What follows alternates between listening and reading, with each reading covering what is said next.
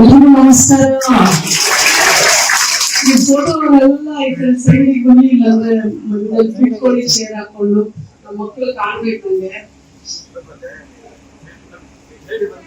ಒಂದು ಕಾರ್ಯಕ್ರಮವನ್ನ ಮತ್ತು ಹೆಮ್ಮೆ ಸ್ವಾಮೀಜಿಯರಿಬ್ಬರು ಪಾದಗಳಿಗೆ ನಮಸ್ಕಾರ ಮಾಡ್ತಾ, ವೇದಿಕೆ ಮೇಲಿರುವಂತ ಎಲ್ಲ ಗಣ್ಯರಿಗೂ ಮತ್ತು ವೇದಿಕೆ ಮುಂಭಾಗದಲ್ಲಿರುವಂತ ಎಲ್ಲ ತಂದೆ ತಾಯಿ ಮತ್ತು ನನ್ನ ಮಕ್ಕಳಿಗೆ ಎಸ್ಪೆಷಲಿ ತಾಯಿಯಾಗಿ ನನ್ನ ಆಶೀರ್ವಾದ ಮತ್ತು ಹಾರೈಕೆ. ನಾನು ಕಮ್ ಟು ದ ಪಾಯಿಂಟ್. ನಮ್ಮೂರು, ನಾನು ಯಾವಾಗಲೂ ಹೇಳ್ತಿರ್ತೀನಿ, ನಾನು ಬೆಳೆದು ಬಂದ ದಾರಿ. ನಮ್ಮೂರು ಒಂದು ಹಳ್ಳಿ, ಮಾರೇನಹಳ್ಳಿ. ನಮ್ಮೂರಿನಲ್ಲಿ ವಿದ್ಯಾಭ್ಯಾಸ ಇಲ್ಲ. ಹೆಣ್ಮಕ್ಳಿಗೆ ಋತುಮತಿ ಆದ್ರೆ ಗಂಡು ನೋಡಿ ಮದುವೆ ಮಾಡಿ ಕಳಿಸುವಂತ ಕಾಲ. ಯಾಕಂದ್ರೆ ನನ್ಗೆ ಈಗ 51 ವರ್ಷ, ಅಂದ್ರೆ 38 ವರ್ಷಗಳ ಹಿಂದೆ ಬೆಂಗಳೂರು ಆಗಿದ್ರು ನಮ್ಮೂರು ಊರ್ ತರಾನೇ, ಹಳ್ಳಿ ತರಾನೇ ಇತ್ತು. ಋತುಮತಿ ಆಗಿ 2 ವರ್ಷ ಆದ್ಮೇಲೆ ನಮ್ಮ ಮನೇಲಿ ಮಾತುಕತೆ ಶುರು ಆಗುತ್ತೆ, ಮಗಳಿಗೆ ಮದುವೆ ಮಾಡೋಣ ಅಂತ. ನಮ್ ತಂದೆ ಹೇಳ್ತಾರೆ, ಇಲ್ಲ ನನ್ ಮಗಳನ್ನ ಓದಿಸ್ತೀನಿ ಅಂತ. ನಮ್ ತಂದೆ ಹೆಸರು ಕೃಷ್ಣಪ್ಪ, ನಮ್ ತಾಯಿ ಹೆಸರು ಅಮ್ಮಯ್ಯ. ನಮ್ ತಾಯಿ ಅಂತಾರೆ, ಓದಿಸಿ ಏನ್ ಮಾಡೋದು, ಹೆಂಗಿದ್ರು ಇನ್ನೊಬ್ರು ಮನೆಗ್ ಕೊಡೋದು ಕಳ್ಸೋದಲ್ವಾ, ಒಂದ್ ಒಳ್ಳೆ ಹುಡುಗನ್ನ ನೋಡ್ಬಿಟ್ಟು ಮದ್ವೆ ಮಾಡೋಣ ಅಂತ. ನಮ್ಮಪ್ಪ ಹೇಳ್ತಾರೆ, ಎಂತ ಒಳ್ಳೆ ಹುಡುಗ, ಎಂತ ಶ್ರೀಮಂತ ಆದ್ರು ಅವ್ರ ಮುಂದೆ ನನ್ ಮಗಳು ಕೈ ಚಾಚಿ ಬೇಡ್ಬೇಕೆ ಅಲ್ವಾ ಸಿದ್ದರಾಮಣ್ಣವ್ರೆ? ಕರೆಕ್ಟ್ ಅಲ್ವಾ? ನಮ್ಮ ಮಗಳನ್ನ ನಾವ್ ಹಂಗೆ ಕಳ್ಸ್ಬಿಟ್ರೆ ಕೈ ಚಾಚಿ ಬೇಡ್ಬೇಕೋ ಇಲ್ವಾ? ನನ್ ಮಗಳು ಸಮಾಜಕ್ಕೆ ಕೊಡುವಂತ ಮಗಳಾಗ್ಬೇಕೆ ಹೊರತು ಕೈ ಚಾಚಿ ಬೇಡುವಂತ ಮಗಳಾಗಬಾರ್ದು ಅಂತ ಹೇಳಿದ್ರು ನಮ್ಮಪ್ಪ ನನ್ನನ್ನು ಓದಿಸಿದ್ರು. ಇಡೀ ಹಳ್ಳಿಯಿಂದ ನಾನು ಮೊದಲನೇ ವಿದ್ಯಾವಂತೆ, ಮೊದಲನೇ ಡಾಕ್ಟರ್. ನಮ್ಗೆ ಅಪ್ಲಿಕೇಶನ್ ತುಂಬಾ ಬರ್ತಾ ಇರ್ಲಿಲ್ಲ. PUC 2 ಅಲ್ಲಿ ನೀಟ್ ಎಕ್ಸಾಮ್ಗೆ ಯಾರ್ಯಾರೋ ಓದಿರೋರ್ನ ನಮ್ಮಪ್ಪ ಕರ್ಕೊಂಡ್ಬಂದು ನನ್ನ ಮಗಳದು ನೀಟ್ ಪೇಪರ್ ಇದು ಎಕ್ಸಾಮ್, ಅವಾಗ ನೀಟ್ ಅಲ್ಲ ನಮ್ಗೆ CET ಎಕ್ಸಾಮ್ ಬರಿಬೇಕು ಅಂತ. ಅಂದ್ರೆ ನಾವ್ ಅಂತ ಮುಗ್ಧರು. ನಮ್ ಸಮಾಜದಲ್ಲಿ ಅಷ್ಟು ವಿದ್ಯೆ ಇರ್ಲಿಲ್ಲ. ಏನು ವೃತ್ತಿ ಜೀವನ ಮಾಡ್ಕೊಂಡು ನಮ್ದು ತೋಟ ಇತ್ತು, ಮತ್ತೆ ಏನು ಸಾಂಪ್ರದಾಯಿಕವಾಗಿ ಕುರಿ ಮೇಯಿಸೋದು, ಊರುಗಳಲ್ಲಿ ಎಮ್ಮೆ, ದನ, ಕೋಳಿ, ಕುರಿ ಇವನ್ ಮೇಯಿಸ್ಕೊಂಡು ಇರ್ತಾ ಇದ್ರು. ಅಂತದ್ರಲ್ಲಿ ನಾನು ಇಡೀ ಊರಿಗೆ ನಮ್ಮಪ್ಪ ಓದಿಸಿದ್ರು, ನಾನು ಓದ್ದೆ. ಇಡೀ ಊರಿಗೆ ಮೊದಲನೇ ವಿದ್ಯಾವಂತೆ ಆದೆ, ಮೊದಲನೇ ಡಾಕ್ಟರ್ ಆದೆ. ಡಾಕ್ಟರ್ ಎಲ್ಲಿಂದ ಆದೆ? ನಿಮ್ಮೂರಿಂದ ಆದೆ. ನಾನು ತುಮಕೂರಲ್ಲಿ ಸಿದ್ಧಾರ್ಥದಲ್ಲಿ ನಾನು ಡಾಕ್ಟರ್ ಆಗಿದ್ದು. ಹಂಗಾಗಿ ನಾನು ಯಾವಾಗಲೂ ಹೇಳ್ತೀನಿ. ಆಮೇಲೆ ನಾನು ಇಲ್ಲಿ ಕೆಲಸ ಮಾಡಿದ್ದು ಹುಟ್ಟೂರು ಬೆಂಗಳೂರು ಆದ್ರೂ ನನ್ನ ಕರ್ಮಭೂಮಿ ತುಮಕೂರು ಅಂತ. ಸೊ ನಾನು ಯಾವಾಗ್ಲೂ ಹೇಳ್ತೀನಿ, ನನ್ ತುಮಕೂರಿಗೆ ನಾನು ಓದಿದ್ದಿಲ್ಲಿ, ನಾನು ಮತ್ತೆ ಬಂದು ಕೆಲಸ ಮಾಡಿದ್ದಿಲ್ಲಿ, ಮತ್ತೆ ನಾನು ಇಲ್ಲಿ ಇರ್ಬೇಕಾದ್ರೇನೆ ಮತ್ತೆ ರಾಜಕಾರಣಕ್ಕೆ ಪ್ರವೇಶ ಮಾಡಿದೆ. ರಾಜಕಾರಣ ಪ್ರವೇಶ ಮಾಡಿ ನಮ್ಮ ಡಾಕ್ಟರ್ G. ಪರಮೇಶ್ವರ್ ಅವರು ಇವತ್ತು ಉಪಮುಖ್ಯಮಂತ್ರಿ ಆಗಿದ್ದಾರೆ, ಕಂದಾಯ ಇಲಾಖೆ ಸಚಿವರಾಗಿದ್ದಾರೆ. ಅವರು ನನಗೆ ಬಹಳಷ್ಟು ಸಪೋರ್ಟ್ ಮಾಡಿದ್ರು. ಹಂತದಲ್ಲಿ ರಾಜಕೀಯದಲ್ಲಿ ನನಗೆ ಎಲ್ಲಾ ಶಕ್ತಿಯನ್ನ ಮೊದಲು ತುಂಬಿದವರೇ ಡಾಕ್ಟರ್ G. ಪರಮೇಶ್ವರ್ ಅವರು. ಅದೆಲ್ಲ ನೋಡಿ, ಆ ಹಣೆ ಬರ ಬಂದಿದ್ರೆ ನಾನು ತುಮಕೂರಿಗೆ ಬಂದು ಕೆಲಸ ಮಾಡಕ್ ಶುರು ಮಾಡಿದ್ಮೇಲೆ ಎಂತ ಅದೇ ಅವ್ರ ಕಾಲೇಜಲ್ಲಿ ಅವ್ರಿಗೇನಂದ್ರೆ ನಮ್ ಕಾಲೇಜ್ ಮಗಳು, ಅವ್ರಿಗೊಂದು ಅಭಿಮಾನ, ನಮ್ ಕಾಲೇಜ್ ಮಗಳು ನಾಗಲಕ್ಷ್ಮಿ. ಏನೇ ಒಳ್ಳೇದಾದ್ರು ನಮ್ ಕಾಲೇಜ್ ಮಗಳು, ನಮ್ ಕಾಲೇಜಿಗೆ ಹೆಸರು ಬರುತ್ತಲ್ಲ. ನಾನು ಈಗಲೂ ಅಷ್ಟೇ ಆ ಕಾಲೇಜ್ ಮಗಳೇ. ನಾನು ಕಾಲೇಜಲ್ಲಿ ಕೆಲಸ ಮಾಡದೇ ಇದ್ರು ಸಹ ನಾನು ಆ ಕಾಲೇಜ್ನ, ಆ ಫ್ಯಾಮಿಲಿಯ ಒಂದು ಮಗಳೇ. ನಾವು ಬದುಕಿರೋವರೆಗೂ ಸಿದ್ಧಾರ್ಥ ಅನ್ನೋ ಒಂದು ಸಂಸ್ಥೆ ಯಾವಾಗ್ಲೂ ನನಗೆ ತಾಯಿ ಸಂಸ್ಥೆ. ನಾನು ಆ ಸಂಸ್ಥೆಯ ಮಗಳೇ. ನನಗೆ ಅಷ್ಟೊಂದು ಹೆಮ್ಮೆ ಇದೆ. Shri Siddhartha dental college Tumakuru. ಯಾಕೆ ನಾನು ಹೇಳ್ತೀನಂದ್ರೆ, ನೀವು ಅಷ್ಟೇ ಇವತ್ತು ನೀವೆಲ್ಲಾರು ಏಕಮ್ಮ ತಿಳಿತಾಗಿದ್ರು, ನೀವನ್ನೆಲ್ಲ 125, 125, 125, 123, 100ಕ್ಕೆ 98 ಸುಮ್ಮನೆ ಬರೋದಿಲ್ಲ. ನೀವೆಲ್ಲ ಕಷ್ಟಪಟ್ಟಿರ್ತೀರಾ. ಇವತ್ತೆಲ್ಲ ಪ್ರತಿಭಾ ಪುರಸ್ಕಾರ ತಗೊಳಕ್ ಬಂದಿರೋ ಮಕ್ಕಳೆಲ್ಲ ತುಂಬಾ ಕಷ್ಟಪಟ್ಟು ಮೊಬೈಲ್ನೆಲ್ಲ ಆ ಕಡೆ ಇಟ್ಟು, ಮಜಾ ಮೋಜ್ಗಳನ್ನೆಲ್ಲ, ಮಸ್ತಿಗಳನ್ನೆಲ್ಲ ಬದಿಗಿಟ್ಟು ನಾವು ಓದ್ಬೇಕು, ಏನಾದ್ರೂ ಸಾಧನೆ ಮಾಡ್ಬೇಕು ಅಂತ ಹೇಳಿ ನೀವೆಲ್ಲ ಓದಿ ಇಷ್ಟು ಒಳ್ಳೆ ಅಂಕಗಳನ್ನ ತಗೊಂಡು ನೀವು ಬಂದಿದ್ದಕ್ಕೆ ಇವತ್ತು ನಿಮ್ಮನ್ನೆಲ್ಲ ಸಮಾಜ ಗುರುತಿಸಿ ಇವತ್ತು ಪ್ರತಿಭಾ ಪುರಸ್ಕಾರ ಮಾಡ್ತಾ ಇರೋದು ಅಲ್ವಾ? ಚಪ್ಪಾಳೆ ನೋಡಿ. ಇವತ್ತು ನಿಮ್ಮನ್ನ ಸಾಧನೆ ಮಾಡಿರೋರ ಗುಂಪಿಗೆ ಸೇರಿಸಿ ನಿಮ್ಗೆಲ್ಲರಿಗೂ ಇವತ್ತು ನಿಮ್ಮನ್ನೆಲ್ಲ ಪ್ರಶಸ್ತಿ ಪ್ರದಾನ ಮಾಡ್ತಾ ಇದ್ದಾರೆ. ಇದು ನಿಮ್ಗೆ ಸ್ಟಾರ್ಟಿಂಗು, ಇನ್ ಮುಂದೆ ಇರೋದು. ಇದು ಒಂಥರ ಪಾಸ್ಬುಕ್ ಇದ್ದಂಗೆ. ಈಗ ನಾವು ಪಾಸ್ಪೋರ್ಟ್ ಇರುತ್ತಲ್ಲ, ನಾವು ಯಾವ್ದಾದ್ರು ಹೊರದೇಶಕ್ಕೆ ಹೋಗ್ಬೇಕಂದ್ರೆ ಪಾಸ್ಪೋರ್ಟ್ ಇರುತ್ತೆ. ಆ ಪಾಸ್ಪೋರ್ಟ್ ಸಿಕ್ಕಿದೆ ಅಷ್ಟೇ ನಿಮ್ಗೆ. ಇನ್ನು ಮುಂದೆ ಬಹಳಷ್ಟು ಕೆಲಸ ಇದೆ. ಈಗಲೇ ನೀವು ಯಾವ ತರ ಇರ್ಬೇಕು ನಿಮ್ಮ ಬದುಕಲ್ಲಿ ಯಶಸ್ಸನ್ನ ಹೊಂದೋದಿಕ್ಕೆ ಅಂದ್ರೆ, ಮೊದಲನೇದು, ನಾನು 4ನೇ ವರ್ಷ ಗ್ರಾಜುಯೇಷನ್ ಮಾಡ್ಬೇಕಾದ್ರೆ 4ನೇ ವರ್ಷ ಡಾಕ್ಟರ್ ಕೋರ್ಸ್ ಅಲ್ಲಿ ನಾನು ಫೇಲ್ ಆದೆ. ನಾವು ಎಲ್ಲಾ ಟೈಮಲ್ಲೂ ಹೈಯೆಸ್ಟ್ ಮಾರ್ಕ್ಸ್ ತಗೊಂಡಿದೀವಿ. ನಾವು ಲೈಫ್ ಅಲ್ಲೇ ಫೇಲ್ ಆಗಲ್ಲ ಅಂತ ತಿಳ್ಕೋಬೇಡಿ. ಹಂತದಲ್ಲಿ ಫೇಲ್ಯೂರ್ಸ್ ಬರ್ತವೆ, ಅವಮಾನಗಳು ಬರ್ತವೆ, ಟೀಕೆಗಳು ಬರ್ತವೆ, ನಮ್ಮನ್ನ ಆಡೋರಿಲ್ಲ, ಅಳಿಸೋರಿಲ್ಲ, ಎಲ್ಲಾ ತರ ಬರುತ್ತೆ. ನಾವು ಮಕ್ಕಳನ್ನ ನೋಡ್ತೀವಿ, ಫೇಲ್ ಆದ್ರು ಮಾಡಿ ಮೇಲಿಂದ ಬಿದ್ದು ಸತ್ತೋದ್ರು. ಹುಡುಗ ಡಾಕ್ಟರ್ ಸೀಟ್ ಸೆಲೆಕ್ಟ್ ಆಗ್ಲಿಲ್ಲ, ಹೋಗ್ಬಿಟ್ಟು ನೇಣು ಹಾಕೊಂಡ್ಬಿಟ್ರು. ಅಪ್ಪ ಅಮ್ಮನೂ ಅಷ್ಟೇ, ಮಕ್ಕಳ ಮೇಲೆ ಪ್ರೆಷರ್ ಹಾಕ್ಬೇಡಿ. ಯಾಕೆಂದ್ರೆ ನೋಡಿ, ನಾನು MBBS ಮಾಡ್ಬೇಕು ಅಂತ ಅನ್ಕೊಂಡಿದ್ದು, ನನ್ಗೆ MBBS ಸೀಟ್ ಸಿಗ್ಲಿಲ್ಲ. ನಾನ್ ಡೆಂಟಿಸ್ಟ್ ಓದ್ದೆ. ಇವತ್ತಿಗೆ ನನ್ನ ಯಶಸ್ಸಿಗೆ ಏನಾದ್ರೂ ತೊಂದರೆ ಆಗಿದ್ಯಾ? ನಮ್ಮ ಹಣೆ ಬರದಲ್ಲಿ ಆಗುತ್ತೆ, ಇದೇ ಆಗ್ಬೇಕು. ನಾವು ನಿಮ್ಗೆ ಕಷ್ಟ ಪಡ್ತೀರಾ ಇಲ್ಲ ಅಂತ ಹೇಳಲ್ಲ, ಆದ್ರೆ ಮಕ್ಕಳ ಮೇಲೆ ಹೊರೆ ಬೀಳೋ ತರ ಮಾಡಬಾರ್ದು. ಯಾಕೆಂದ್ರೆ ನಾನು ಇವತ್ತು ಎಷ್ಟೋ ಜನ ಮಕ್ಕಳನ್ನ ನೋಡಿದೀನಿ. ಇನ್ನ ನೀಟ್ ಪರೀಕ್ಷೆ ಆಯ್ತಾ? ಇನ್ನೂ ಆಗಿಲ್ಲ. ಎಷ್ಟ್ ಜನ ಇಲ್ಲಿ ಡಾಕ್ಟರ್ ಆಗ್ಬೇಕು ಅಂತ ಇದೀರ? ಕೈ ಎತ್ತಿ. Engineer, IAS officers, police officers, ರೈತರು, ಬಿಸ್ನೆಸ್ ಮಾಡೋರು ಇಲ್ಲ, ಕೈ ಎತ್ತಲ್ಲ.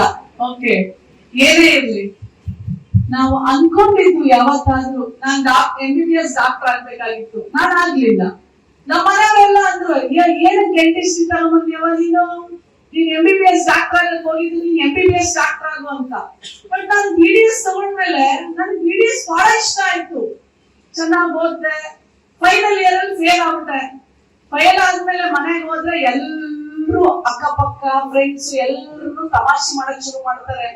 ಅವಳು ಫೇಲ್ ಆಗಿ ಬಂದಿದ್ದಾಳೆ, ಫ್ರೆಂಡ್ಸ್ ಎಲ್ಲ ಆಡ್ಕೊಂಡು ನಗ್ತಾರೆ. ಯಾಕಂದ್ರೆ ನಾವು ಲೈಫ್ ಅಲ್ಲಿ ಫೇಲ್ ಆಗಿರ್ಲಿಲ್ಲ, ಫಸ್ಟ್ ಟೈಮ್ ಫೇಲ್ ಆದೆ. ಬಟ್ ನಮ್ ತಂದೆ ತಾಯಿ ಮಾತ್ರ ಒಂದು ಸಲನು ನನ್ ಮಗಳು ಫೇಲ್ ಆಗಿದ್ದಾಳೆ, ಯಾಕೆ ಫೇಲ್ ಆದೆ? ನಿನ್ಗೆ ಹಾಸ್ಟೆಲ್ ಅಲ್ಲಿ ಇಟ್ಟಿರ್ಲಿಲ್ವಾ? ದುಡ್ಡು ಕೊಡ್ಲಿಲ್ವಾ? ನಿನ್ ತಿನ್ನೋದಿಲ್ಲ, ನೀನ್ ಕೇಳಿದ್ ಕೊಡಿಸ್ಲಿಲ್ವಾ ಅಂತ ಒಂದಿನ ನಮ್ಮ ಅಪ್ಪ ಅಮ್ಮ ನನ್ನ ಬೈಲಿಲ್ಲ. ಮತ್ತೆ ಎಕ್ಸಾಮ್ ತಗೊಂಡೆ, ಪಾಸ್ ಆದೆ. ಕಷ್ಟಪಟ್ಟು ಕುತ್ಕೊಂಡು ಹಗಲು ರಾತ್ರಿ ಓದ್ದೆ. ಕಾಂಪಿಟೇಟಿವ್ ಎಕ್ಸಾಮ್ಸ್ ಅಲ್ಲಿ ಫಸ್ಟ್ ಪರ್ಸನ್ ನಮ್ಮ ಬ್ಯಾಚ್ ಅಲ್ಲಿ ಮಾಸ್ಟರ್ಸ್ ತಗೊಂಡೆ ದಾವಣಗೆರೆಯಲ್ಲಿ. ಹಾಗಾಗಿ ನಾನು ಮಕ್ಕಳ ದಂತ ವೈದ್ಯ ಆದೆ. ಸೊ ಒಂದೇನಂದ್ರೆ, ತುಂಬಾ ಅಭ್ಯಾಸ ಮಾಡ್ಬೇಕು. ನಾನು ಅತಿ ಬುದ್ಧಿವಂತೆ ಅಲ್ಲ, ಆದ್ರೆ ಬುದ್ಧಿವಂತೇನೆ, ಅತಿ ಇಲ್ಲ. ಕಷ್ಟ ಪಡ್ತೀನಿ. ನಾನು ಒಂದ್ ಪೇಜ್ ಓದಿದ್ರೆ 10 ಸಲ ಹೊರಿತೀನಿ. ಈಗಲೂ ಅಷ್ಟೇ. ಅಂದ್ರೆ ನಾನು ಏನ್ ಹೇಳ್ತೀನಿ ಅಂದ್ರೆ, ನಿಮ್ ಯಶಸ್ಸಿಗೆ ಶಾರ್ಟ್ ಕಟ್ ಇಲ್ಲ. ನೀವು ಕಷ್ಟ ಪಡ್ರೆ ಮಾತ್ರನೇ ನಿಮ್ಮ ಗುರಿಯನ್ನ ಸಾಧಿಸಕ್ಕೆ ಸಾಧ್ಯ. ಇನ್ನೊಂದು ಹೇಳ್ತೀನಿ ಮಕ್ಕಳೇ, ಯಾರೇ ನಿಮ್ಗೆ ಅವಮಾನ ಮಾಡ್ಲಿ, ಅಪಮಾನ ಮಾಡ್ಲಿ, ಆಡ್ಕೊಳ್ಳಿ, ಅದಕ್ಕೆಲ್ಲ ತಲೆ ಕೆಡಿಸ್ಕೋಬಾರ್ದು. ಯಾವಾಗ್ಲೂ ನಿಂದನೆ ಇರ್ಬೇಕಂತೆ ಲೈಫ್ ಅಲ್ಲಿ, ಅನ್ನೋರು ಇರ್ಬೇಕಂತೆ. ನನಗೂ ಎಷ್ಟೊಂದ್ ಜನ ಹೇಳ್ತಾ ಇರ್ತಾರೆ ನೋಡಿ. ನನ್ಗೆ ಒಂದ್ಸಲ ನಮ್ಮ ನಾಗರಾಜ್ ಸರ್ ಅಣ್ಣ, ನಾನೊಂದ್ಸಲ ಈ ಮಹಿಳಾ ದಿನಾಚರಣೆ ಮಾಡಿರ್ತಾರೆ. ಯಾರು ಒಬ್ರು ಹೆಣ್ಮಕ್ಳು ವೇದಿಕೆ ಮೇಲೆ ಇರಲ್ಲ. ನಾನ್ ಹೇಳ್ತೀನಿ, ಇವತ್ ಒಂದಿನಾದ್ರೂ ಹೆಣ್ಮಕ್ಳನ್ನ ವೇದಿಕೆ ಕೂರಿಸ್ರಪ್ಪ. ನೀವ್ ಯಾವಾಗ್ಲೂ ವೇದಿಕೆ ಕೊಡಲ್ಲ, ಗಂಡ್ಮಕ್ಳು ಯಾರು ವೇದಿಕೆ ಕೊಡಲ್ರಿ, ಬಿಟ್ಕೊಡಲ್ರಿ. ಇವತ್ತು ನಾನೊಬ್ಳು ಹೆಣ್ಮಕ್ಳು ಆಯೋಗದ ಅಧ್ಯಕ್ಷೆ ಆಗಿದ್ದೀನಿ ಅಂತ ಹೇಳಿ ನನಗೆ ವೇದಿಕೆ ಮೇಲೆ ಕೂರಿಸಿದ್ದಾರೆ, ಒಂದ್ ಮೈಕ್ ಕೊಟ್ಟಿದ್ದಾರೆ ಹೊರತು ಇಲ್ಲೇ ಇದ್ರೆ ನನ್ನನ್ನು ಕರೀತಾ ಇರ್ಲಿಲ್ಲ. ಕೊಡಲ್ರಿ, ಯಾರು ಕೊಡಲ್ರಿ, ಯಾರು ಬೆಳೆಸಲ್ರಿ. ಬಟ್ ನಾನು ನಿಮ್ಗೆಲ್ಲ ಒಂದ್ ಮಾತು ಹೇಳ್ತೀನಿ, ಅವಕಾಶ ಸಿಕ್ಕಾಗ ನೀವ್ ಏನು ಅನ್ನೋದು ಆ ಟೈಮ್ ಅಲ್ಲಿ ನೀವು ಪ್ರೂವ್ ಮಾಡ್ಬೇಕು. ಆ ಟೈಮ್ ನಿಮ್ಗೆ ಯಾವಾಗಲೂ ಸಿಗಲ್ಲ. ಆ ಟೈಮ್ ಸಿಕ್ಕಾಗ ನೀವು ಉಪಯೋಗ ಮಾಡ್ಕೋಬೇಕು. ಇದು ಬಹಳ ಮುಖ್ಯ. ನಾನು ವೇದಿಕೆ ಮೇಲೆ ಹೇಳ್ತೀನಿ, ಗಂಡ್ಮಕ್ಳಲ್ಲಿ ಯಾರು ಬೇಜಾರು ಮಾಡ್ಕೊಂಡ್ಬೇಡ್ರಿ. ಸ್ವಾಮೀಜಿ ಅವ್ರನ್ನ ಬಿಟ್ಟು ಮಿಕ್ಕಿದವರೆಲ್ಲರೂ ಮುಂದೆ ಕೂತ್ಕೊಳ್ಳಿ ಪ್ಲೀಸ್. ಇವತ್ತೊಂದಿನ ಮಹಿಳಾ ದಿನಾಚರಣೆ ಮಾಡ್ತಾ ಇದ್ದೀರಾ, ಈ ಕಾರ್ಯಕ್ರಮ ಮಾಡಿದವರು ಮಹಿಳೆಯರೇ, ಅವ್ರಿಗೆ ಜಾಗ ಕೊಡ್ರಪ್ಪ ಅಂತ ಹೇಳ್ತೀನಿ. ಅದಕ್ಕೆ ಒಬ್ಬರಿಗೆ ತುಂಬಾ ಕೋಪ ಬರುತ್ತೆ. ಆಮೇಲೆ ನನ್ನನ್ನು ಅಲ್ಲೇ ಅವಮಾನ ಮಾಡ್ತಾರೆ. ನನಗೇನು ಅವಮಾನಗಳು ಹೆಂಗೆ ಗೊತ್ತಾ, ಅದೊಂಥರ ಪುರಸ್ಕಾರ ಇದ್ದಂಗೆ. ಅವಮಾನ ಮಾಡಿದಷ್ಟು ನನ್ನ ಮನಸ್ಸು ಗಟ್ಟಿ ಆಗ್ತಾ ಹೋಗುತ್ತೆ. ನಾನು ಅವಮಾನದಿಂದ ಕುಗ್ಗಲಿಲ್ಲ, ನಾನು ಅವಮಾನದಿಂದ ಕುಡಿದು ಎದ್ದಿದ್ದೀನಿ. ಮುಂದಕ್ಕೂ ಹೇಳ್ಬೇಕು, ಹೇಳ್ತಾನೆ ಇರ್ಬೇಕು. ಅದಕ್ಕೆ ಯಾವಾಗಲೂ ಹೇಳ್ತೀನಿ, ನಿಂದಕರಿರ್ಬೇಕಂತೆ ಯಾವ ತರ ಅಂತಂದ್ರೆ, ಊರಲ್ಲಿ ಹಂದಿಗಳಿರ್ತಾವ ಗೊತ್ತಾ ನಿಮ್ಗೆ? ಹೊಲಸ್ತಿಂದ ಎಲ್ಲ ಶುಚಿ ಮಾಡೋದೇನೆ ಹಂದಿಗಳು. ಹಂಗೆ ಒಗಳು ಬಂದ್ರಿಗಿಂತ ನಿಮ್ ಜೊತೆ ಯಾವಾಗ್ಲೂ ನಿಮ್ ತಪ್ಪನ್ನ ಕಂಡುಹಿಡಿಯೋರೇ ಇರ್ಬೇಕಂತೆ. ಅವಾಗ ನಿಮ್ಗೆ ಸೋಪು ಬೇಡ, ಬ್ರಷ್ ಬೇಡ, ಯಾವಾಗ್ಲೂ ಶುದ್ಧವಾಗಿರ್ತೀವಿ. ನಾವ್ ಮಾಡೋ ಕೆಲ್ಸ, ನಾವ್ ಇಡೋ ಹೆಜ್ಜೆ ಮೇಲೆ ಯಾವಾಗ್ಲೂ ನಿಗಾ ಇರುತ್ತೆ. ಹಾಗಾಗಿ ಯಾರು ಏನೇ ಅಂದ್ರು ಅದನ್ನ ತಿದ್ಕೊಳ್ಳೋದಿದ್ರೆ ಖಂಡಿತವಾಗ್ಲೂ ತಿದ್ಕೊಳ್ಳಿ, ಬೇಜಾರ್ ಮಾಡ್ಕೋಬೇಡಿ. ಆ ಮನ್ಸಿಗೆ ಆ ಟೈಮಲ್ಲಿ ಅಷ್ಟೇ ನಿಮ್ಗೆ ಬೇಜಾರಾಗುತ್ತೆ, ನಂತರದಲ್ಲಿ ಅನ್ಸುತ್ತೆ. ಈಗ ನನಗೆ ಏನ್ ಅನ್ಸುತ್ತೆ ಗೊತ್ತಾ ಸ್ವಾಮೀಜಿ ಅವ್ರೆ, ಅಯ್ಯೋ ನಾನು ಎಷ್ಟು ಫೇಲ್ ಆಗಿದ್ದು ಎಷ್ಟು ಚಂದ ಅಲ್ಲ. ಯಾಕೆ ಗೊತ್ತಾ, ಯಾವಾಗ್ಲೂ ಆ ಫೇಲ್ ಅನ್ನೋದು ಇರುತ್ತಲ್ಲ, ಅದು ನಿಮ್ಮನ್ನ ಗಟ್ಟಿಯಾಗಿ ಮಾಡುತ್ತೆ. ಅರ್ಥ ಆಯ್ತಾ? ನಿಮಿಷಪ್ಪ, ನಾನ್ ಟೀಚರ್ ನೋಡ್ರಿ ಸ್ವಲ್ಪ ಹಾಗೆ. ಯಾಕೆಂದ್ರೆ ನೀವು ನೋಡಿ, ಗ್ರಾಮೀಣ ಭಾಗದ ಮಕ್ಕಳು, ನೀವೆಲ್ಲ ಗ್ರಾಮೀಣ ಭಾಗದ ಮಕ್ಕಳು, ಅಥವಾ ಸಿಟಿಯಲ್ಲಿ ಹುಟ್ಟಿರೋ ಮಕ್ಕಳಿಗೂ ಹಳ್ಳಿಯಿಂದ ಬಂದಿರೋ ಮಕ್ಕಳ ವ್ಯತ್ಯಾಸ ನೋಡಿ. ಆ ಮಕ್ಕಳು ನೀವ್ ಏನ್ ಕೊಡಿ ಪಟ್ ಅಂತ ತಗೊಳ್ತವೆ, ನೀವ್ ಏನಾದ್ರೂ ಅಲ್ಲಿ ತಲೆನೇ ಕೆಡಿಸ್ಕೊಳಲ್ಲ. ಅದೇ ನಮ್ಮ ಸಿಟಿಯಲ್ಲಿ ನಾಜೂಕು ಒಬ್ಬೊಬ್ಬರೇ ಮಕ್ಕಳನ್ನ ಬೆಳೆಸ್ತೀವಿ ನೋಡ್ರಿ. ಒಂದು ಮಾತಂದ್ರೆ ಯಾವತ್ತಾದ್ರೂ ಯಾರ ಮುಂದೆ ಆದ್ರೂ ನೀವು ಒಂದ್ ಏಟ್ ಹೊಡೆದು ಅಥವಾ ಏನಾದ್ರು ಒಂದು ಅವಮಾನ ಮಾಡಿ ಮುಗ್ದೇ ಹೋಯ್ತು. ಮಕ್ಕಳು ರೂಮ್ ಬಾಗ್ಲ ಹೋಗ್ತಾ ಇರ್ತಿದ್ವಿ. ಆತರ ನೀವೆಲ್ಲರೂ ಯಾವ್ದೇ ಟೈಮ್ ಅಲ್ಲಿ ಇರ್ಲಿ, ನೀವು ಗಟ್ಟಿ ರೀತಿಯರಾಗಿರ್ಬೇಕು, ಗಟ್ಟಿ ಮನಸ್ಸವರಾಗಿರ್ಬೇಕು. ಗಂಡ್ಮಕ್ಳು ಅಷ್ಟೇ. ಏನು ಆಗಿರ್ತೀರಾ? ಎರಡನೇದು, ನೀವ್ ಏನಾದ್ರೂ ಸಾಧಿಸಿದ ಮೇಲೆ ನಿಮ್ಮ ಅಪ್ಪ ಅಮ್ಮನ ನೀವು ಮರಿಬಾರ್ದು. ಅವರಿಂದ ಅವರು ತಮ್ಮನಿದೆಯೋ ಇಲ್ವೋ, ಅವ್ರು ಹೊಸ ಬಟ್ಟೆ ಹಾಕೊಂಡಿದಾರೋ ಇಲ್ವೋ, ತಾಯಿ ರೇಷ್ಮೆ ಸೀರೆ ಉಟ್ಕೊಂಡಿದಾಳೋ ಇಲ್ವೋ, ಮಗಳಿಗೆ ಮಾತ್ರ ರೇಷ್ಮೆ ಲಂಗ ಹೊಲಿಸ್ತಾಳೆ, ಮಗನಿಗೆ ಒಳ್ಳೆ ಪ್ಯಾಂಟ್ ಶರ್ಟ್ ತಂದು ಕೊಡ್ತಾಳೆ. ಅಪ್ಪ ಶೂಸ್ ಹಾಕೊಂಡಿದಾನೋ ಇಲ್ವೋ, ಬಟ್ ಮಗನ್ ಕಾಲಿಗೆ ಶೂಸ್ ತಂದು ಕೊಡ್ತಾನೆ.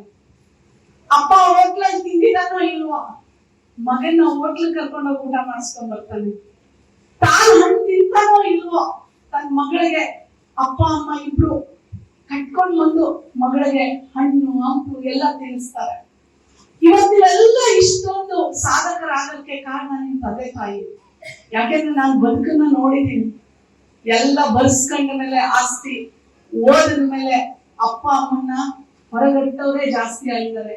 ಇವತ್ತು ವೃದ್ಧಾಶ್ರಮ ಎಲ್ಲಂದ್ರೂ ಅಲ್ಲಿ ಆಗ್ತಾ ಇದಾವೆ. ಯಾಕಂದ್ರೆ ಮಕ್ಕಳು ಮರ್ತೋಗ್ಬಿಡ್ತಾರೆ. ಆ ಜಾಗಕ್ಕೆ ಬಂದಾಗ ಮಕ್ಕಳಿಗೆ ನೆನಪಿರ್ಬೇಕು, ಇದು ಒಂದು ಚಕ್ರ. ಇವತ್ ಮಕ್ಕಳು ನೀವು ಮೇಲಿದ್ದೀರಾ, ಅಪ್ಪ ಅಮ್ಮ ಕೆಳಗಿದ್ದಾರೆ, ನೀವು ಕೆಳಗೆ ಬರ್ತೀರಾ, ನಿಮ್ ಮಕ್ಕಳು ಮೇಲೆ ಬರ್ತಾರೆ. ನಿಮ್ ಮಕ್ಕಳು ನಿಮ್ಮನ್ನ ನೋಡ್ತಾ ಇರ್ತಾರೆ, ನೀವ್ ಹೆಂಗ್ ನಡ್ಕೋತೀರಾ ಅನ್ನೋದು, ಅದು ಬಹಳ ಮುಖ್ಯ. ಒಬ್ಬ ಮಗ ಇರ್ತಾನೆ, ತಂದೆಗೆ ಮನೆಯಿಂದ ಆಚೆ ಹಾಕಿರ್ತಾನೆ. ಗಂಟೆ ಆ ತಂದೆಗೆ ಎದ್ಬಿಟ್ಟು ಬಂದು ಎಲ್ಲ ಮಾಡ್ಕೊಳಕ್ ಆಗ್ತಾ ಇರಲ್ಲ. ಅವ್ರ ತಂದೆ ಒಂದ್ ಗಂಟೆ ಕೊಟ್ಟಿರ್ತಾನೆ. ಆ ಗಂಟೆ ಹೊಡೆದ್ರೆ ಅಲ್ಲೋಗಿ ಊಟ ಹಾಕಬೇಕು. ತಂದೆ ಸತ್ತೋಗ್ಬಿಡ್ತಾನೆ, ಮೊಮ್ಮಗ ಇರ್ತಾನೆ. ಆ ಗಂಟೆನ ತಗೊಂಡೋಗಿ ಅವ್ರ ಎಣ ಎಲ್ಲಿ ಊದಿರ್ತಾರೆ ಅಲ್ಲಿ ಹಾಕ್ಲಿಕ್ಕೆ ಹೋಗ್ತಾರೆ. ಆ ಮಗ ಇರ್ತಾನಲ್ಲ, ಅವ್ನಿಗೆ ಹುಟ್ಟಿರೋ ಮಗ ಆ ಗಂಟೆ ಎತ್ಕೊಳ್ತಾನೆ. ಅವ್ರ ತಾಯಿ ಕೇಳ್ತಾಳೆ, ಯಾಕೆ ಗಂಟೆ ಎತ್ಕೊಂಡಿದ್ಯಾ, ಅದು ನಿಮ್ ತಾತಂದು ಅಲ್ಲೇ ಬಿಟ್ಬಿಡ್ಬಾ ಅಂತ. ಅವಾಗ ಮಗ ಹೇಳುತ್ತೆ, ನಮ್ಮಪ್ಪನಿಗೆ ನಾನು ಕೊಡ್ಬೇಕಲ್ವಾ. ಏನ್ ಮಾಡ್ತೀರಲ್ಲ ಅದು ಮಕ್ಕಳು ನೋಡ್ತಾ ಇರ್ತಾರೆ. ನೀವೇನು ತಲೆ ಮೇಲೆ ಹೊಡೆದು ಕಲಿಸ್ಬೇಕಾಗಿಲ್ಲ. ಎಲ್ಲಾ ಮಕ್ಕಳು ಅಷ್ಟೇ. ಈಗ ಇಲ್ಲೊಂದ್ ಮಗ ಇದ್ದಾನೆ, ನೀವ್ ಏನ್ ಅವನಿಗೆ ಓದು ಬಡಿ ಹಿಂಗೆ ಇರ್ಬೇಕು ಕುತ್ಕೋ ಅಂತ ಹೇಳ್ಕೊಡೋದ್ ಬೇಡ. ಅವ್ರ ಅಪ್ಪ ಹೆಂಗ್ ನಡ್ಕೋತಾ ಇರ್ತಾನೆ ಹಂಗೆ ಅವನು ರೆಡಿ ಆಗ್ತಾನೆ. ಅವ್ರಪ್ಪ ಮನೆಯಲ್ಲಿ ತಾಯಿಗೆ ಗೌರವಿಸ್ತಾನ, ತಂದೆಗೆ ಗೌರವಿಸ್ತಾನ, ಹೆಂಡತಿನ ಗೌರವದಿಂದ ನಡ್ಕೊಳ್ತಾನ, ಮನೆಯಲ್ಲಿ ಅಕ್ಕ ತಂಗಿಯನ್ನ ಗೌರವದಿಂದ ನಡ್ಕೋತಾನ, ಹಾಗೆ ಇವನು ತಯಾರಾಗ್ತಾನೆ. ನೀವು ಹೇಗೆ ನಡ್ಕೊಳ್ತೀರಾ ಹಾಗೆ ಮಕ್ಕಳು. ನೀವು ಅವ್ರಿಗೆ ಹೊಡೆದು ಹೇಳ್ಕೊಡ್ಬೇಕಾಗಿಲ್ಲ. ಸೊ ನಿಮ್ ತಂದೆ ತಾಯಿಯಂದಿರನ್ನ ಯಾವಾಗ್ಲೂ ನೆನ್ಪಿಟ್ಕೊಳ್ಳಿ. ಎರಡನೇದು, ನೀವು ಸಮಾಜ ಸೇವೆ. ನಮ್ಮ ತಮ್ಮ ಇಲ್ಲಿ ಎಲ್ಲೋದಪ್ಪ ಅಲ್ಲೋಗ್ತಾರೆ. ಲಾಸ್ಟ್ ಒಂದು ಮಾತು ಹೇಳಿದ್ರು, ಪಾಪ ನೀವು ದುಡೀರಿ, ನೀವು 100 ರೂಪಾಯಿ ದುಡಿದ್ರು 1 ರೂಪಾಯಿ ಬೇಡ, 50 ಪೈಸಾ ನೀವು ದುಡ್ಡಲ್ಲಿ ಸಮಾಜಕ್ಕೆ ಕೊಡಿ. ಇದೇ ಅಂಬೇಡ್ಕರ್ ಹೇಳ್ತಾ ಇದ್ದಿದ್ದು. ಶಿಕ್ಷಣ ಅಂದ್ರೆ ಏನು? ಡಿಗ್ರಿ ಅಲ್ಲ, ನಿಮ್ ದುಡ್ಡಲ್ಲ. ಶಿಕ್ಷಣ ಅಂದ್ರೆ ನಿಮ್ಮ ಡಿಗ್ರಿಯ ಜೊತೆ ಸಮಾಜ ಸೇವೆ. ಅವಾಗ ಮಾತ್ರನೇ ಆ ಶಿಕ್ಷಣಕ್ಕೆ ಬೆಲೆ. ಮೂರನೇದು, ನಿಮ್ಮ ಗುರಿ ಸಾಧಿಸ್ಬೇಕು ಅಂತಂದ್ರೆ ನೀವು ಹಿಂಗೆ ಇರ್ತೀರಾ ಅಂತೇನಿಲ್ಲಪ್ಪ. ಸೆಕೆಂಡ್ PUC ರ್ಯಾಂಕ್ ಬಂದಿರೋರು ಫಸ್ಟ್ MBBS ಅಲ್ಲಿ ಫೇಲ್ ಆಗಿರೋರ್ನ ನೋಡಿದೀನಿ. 3ನೇ MBBS ಬಿಟ್ಬಿಟ್ಟು ಮನೆಗೆ ಹೋಗೋರ್ನ ನೋಡಿದೀನಿ. ನಿಮ್ಮೆಲ್ರಿಗೂ ಒಂದು ಕಿವಿ ಮಾತು, ಸಾಧನೆ ಮಾಡೋರು ಎಲ್ರಿಗೂ ಏನದು ಕಿವಿ ಮಾತು ಅಂದ್ರೆ, ಒಂದು ಟ್ರೈನ್ ಹತ್ತುತ್ತೀರಾ ನೀವು ತುಮಕೂರಿಂದ ಡೆಲ್ಲಿಗೆ ಹೋಗಕ್ಕೆ. ಏನ್ ಹತ್ತುತ್ತೀರಾ? ಟ್ರೈನ್. ನಡಿ ಮಧ್ಯ ಟ್ರೈನ್ ಅಲ್ಲಿ ಹೋಗ್ಬೇಕಾದ್ರೆ ಎಷ್ಟೊಂದು ಪ್ಲಾಟ್ಫಾರ್ಮ್ಸ್ ಬರ್ತವೆ, ಸ್ಟೇಷನ್ಗಳು ಬರ್ತವೆ. ಒಂದು ಸ್ಟೇಷನ್ ಹತ್ರ ಹಿಂಗ್ ನೋಡಿದಾಗ ತುಂಬಾ ಚೆನ್ನಾಗಿರುತ್ತೆ. ಕಾಶ್ಮೀರದಂಗೆ. ಕಾಶ್ಮೀರ ಎಷ್ಟು ಚೆನ್ನಾಗಿರುತ್ತಲ್ಲ. ನೀವೇನಾದ್ರೂ ಚೆನ್ನಾಗಿದೆ ಅಂತ ಕಿಟಕಿಯಲ್ಲಿ ನೋಡ್ಬೇಕು, ಖುಷಿ ಪಡ್ಬೇಕು. ಕೆಳಗಿಳಿದು ಹೋದ್ರೆ ಟ್ರೈನ್ ಹೋಯ್ತು, ಆ ಟೈಮ್ ಹೋಯ್ತು, ಆ ನೀವು ಹೋಗುವಂತ ಗುರಿನೂ ಹೋಯ್ತು. ನೀವು ಆಮೇಲೆ ಇನ್ನೊಂದು ಟ್ರೈನ್ ಹುಡ್ಕೊಂಡು ಹೋಗ್ಬೋದು, ಆದ್ರೆ ಆ ಸಮಯ ಸಿಗುತ್ತಾ ನಿಮಗೆ?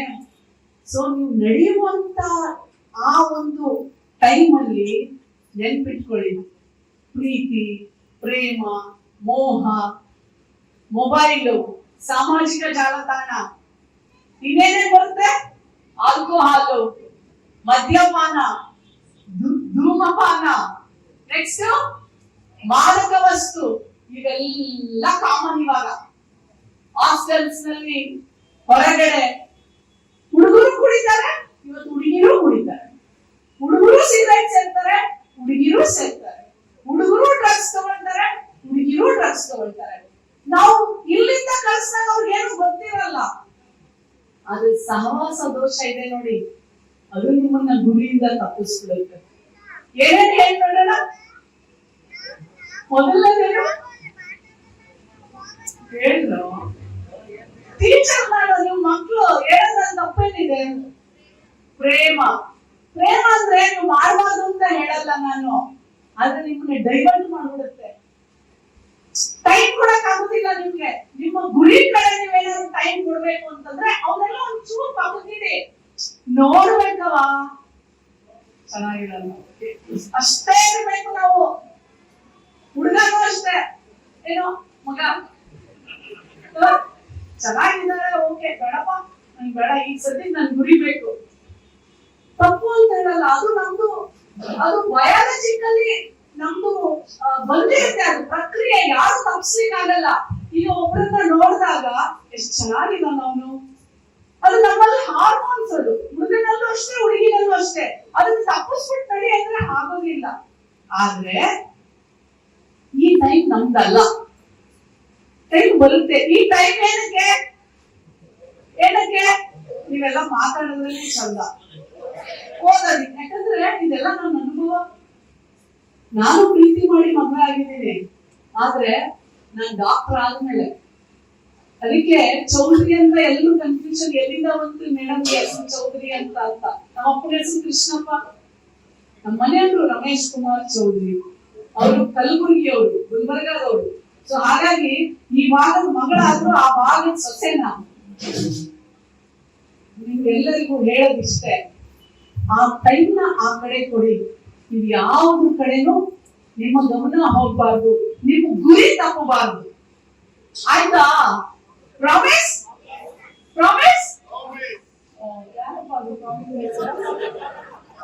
ನಮ್ಮ ಯಾಕೆ ಹೆಣ್ಮಕ್ಳು ಮಾಡ್ಬಾರ್ದ? ಯಾವ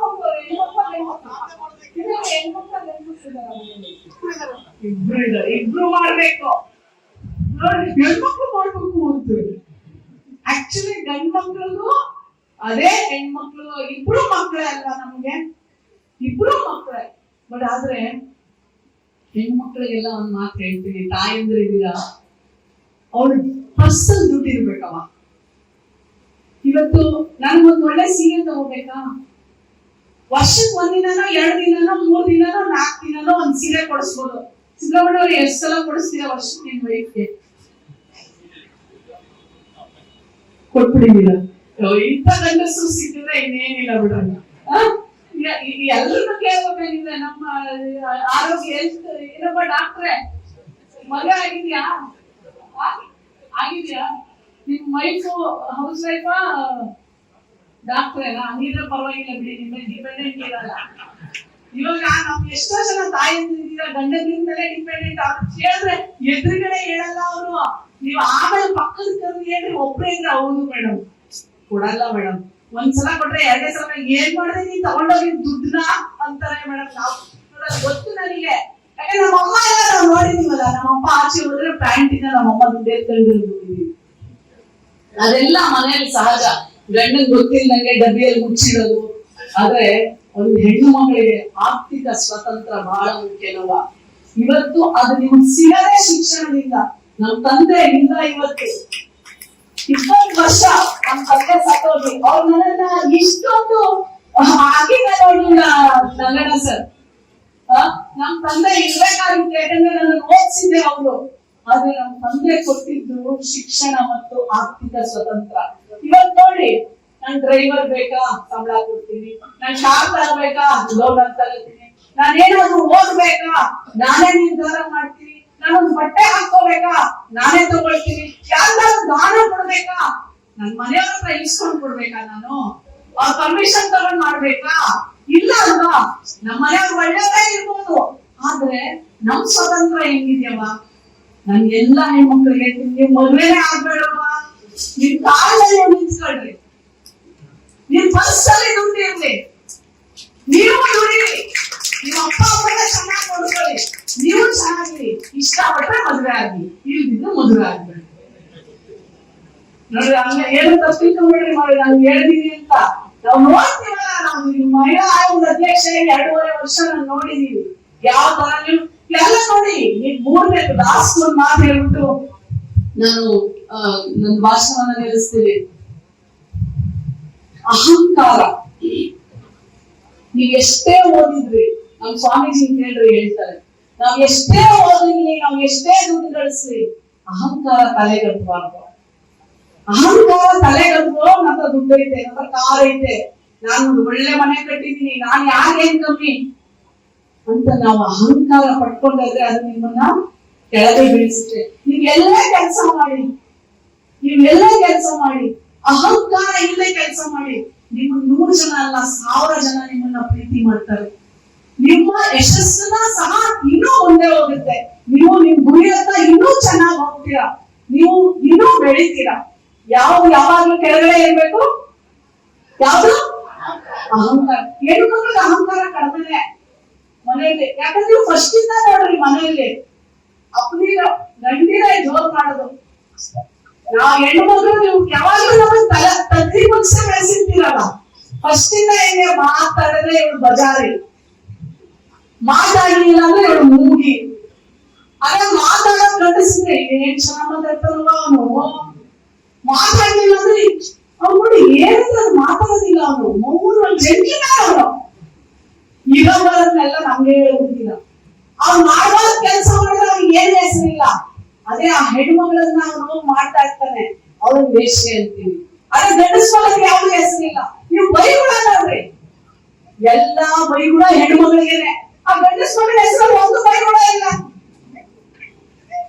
ಹೌದು ಇಲ್ಲ? ಇದೆಲ್ಲ ನೀವೇ ಮಾಡಿರೋದು. ಮದುವೆ ಮಾಡ್ಕೊಂಡು ಬಂದ್ರೆ ಫಸ್ಟ್ ಟೈಮ್ ಮನೆ ತಗೋಬೇಕು, ಕಸ ಹೊಡಿಬೇಕು, ಇಬ್ರು ಕೆಲಸ ಮಾಡ್ತಿರ್ತೀವಿ.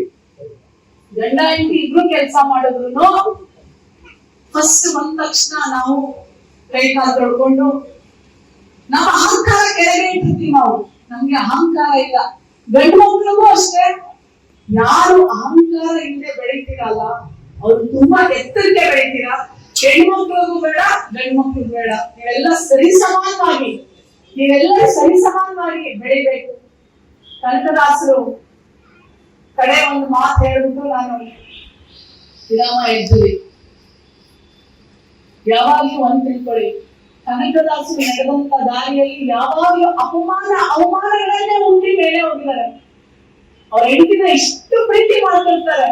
ಅವ್ರ ಹೆಂಡತಿ ಸತ್ತೋದ್ಮೇಲೆ ಮೋಹ ಬಂಧನಗಳಿಂದ ಬಿಟ್ಟು ಕೃಷ್ಣನ ದಾಸನಾಗಿ ನಡ್ತಾ ಹೋಗ್ತಾರೆ. ಎಷ್ಟೊಂದು ಅವಮಾನಗಳು. ಅವಮಾನಕ್ಕೆ ಉತ್ತರ ಒಂದೇ, ನಾನು ಎಲ್ಲಿದ್ದೀನಿ ಅಲ್ಲೇ ಕೃಷ್ಣ ತಿರುಗಿಸ್ಕೊಳ್ತಾರೆ. ಅವಮಾನಕ್ಕೆ ನೀವು